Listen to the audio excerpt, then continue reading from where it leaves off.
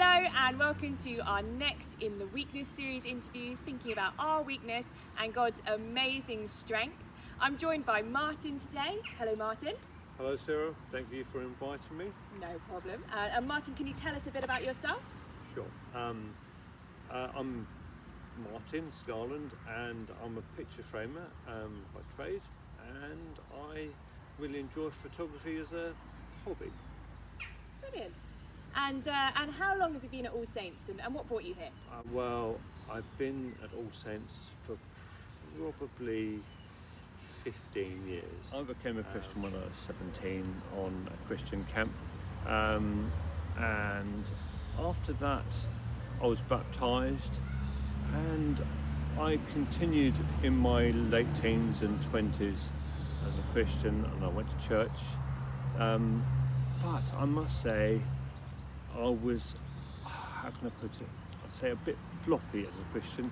I had a few core Christian values which I kept to, but a lot of it was a bit weak. So you said you were a bit of a floppy Christian. What changed when you came to All Saints?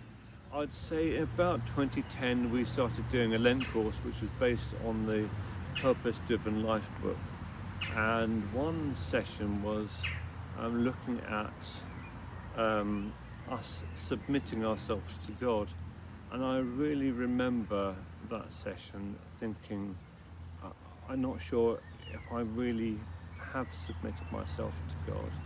And I remember verbalising that at the time. It was very uncomfortable, and I really started thinking about that a lot more, and then I started praying a lot more and really desiring to get closer to God, and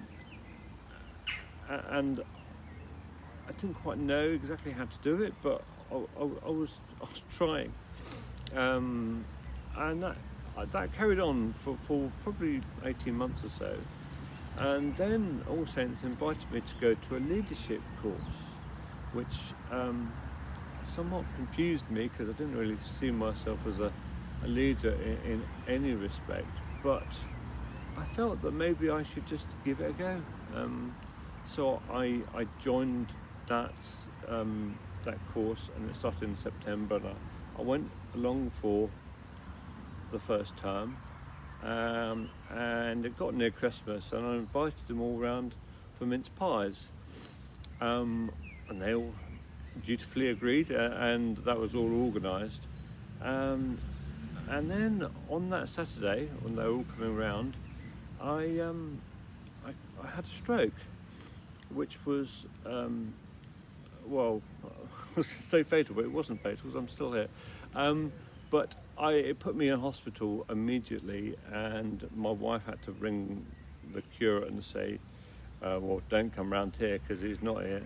And that put me in hospital, and then I went up to King's. I was up there for 6 weeks. I had multiple brain operations, and it put me basically in bed for 6 weeks. I couldn't get up, I couldn't walk, and I couldn't talk. Tracheotomy, I had a pipe up my nose feeding me, and that was quite an experience for, I think, strangely more for my wife and family than it was for me. I woke up 8 days later, not being able to walk and talk, and I felt incredibly tired, incredibly weak, but I didn't have a real crisis of faith. I can remember only a week or two later thinking, well, God hasn't finished with me yet. There's still something that I'm here to do, and so I basically I came down from London. I went to another hospital in Tonbridge. I was there for another 6 weeks, and then I came home. And how do you think that stroke affected your relationship with God? Well, I think really to answer that question I have to sort of go back. I can vividly remember a few weeks after my stroke, when I was very incapacitated and I was still in bed. I think it was my father talking to me in hospital saying, he said, well, you never know, one day you might see this as a positive. And I looked at him, and I couldn't talk, but I looked at him and I thought, if only you knew what at all positive could come from this. I can't walk, can't talk, I have no strength in myself. How can anything good come from this? And then, fast forward about 3 or 4 years, I was on my dad's patio having a chat, and I can remember saying to him, well, if I could have a cup of tea with God and he could say to me, I'll tell you what, Martin, what we'll do is we can rewind your life to before your stroke, and you can either not have the stroke and continue on your path that you were in at that point, or you can have your stroke and you can have where you are now with your relationship with me now.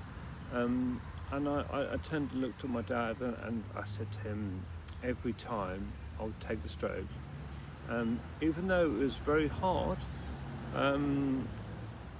my relationship has grown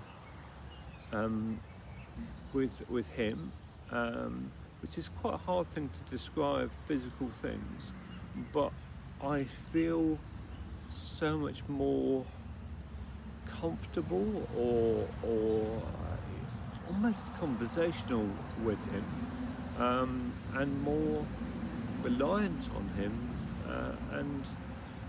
and that's how it's really changed my Christian experience, if you like, and that's been a great and wonderful thing.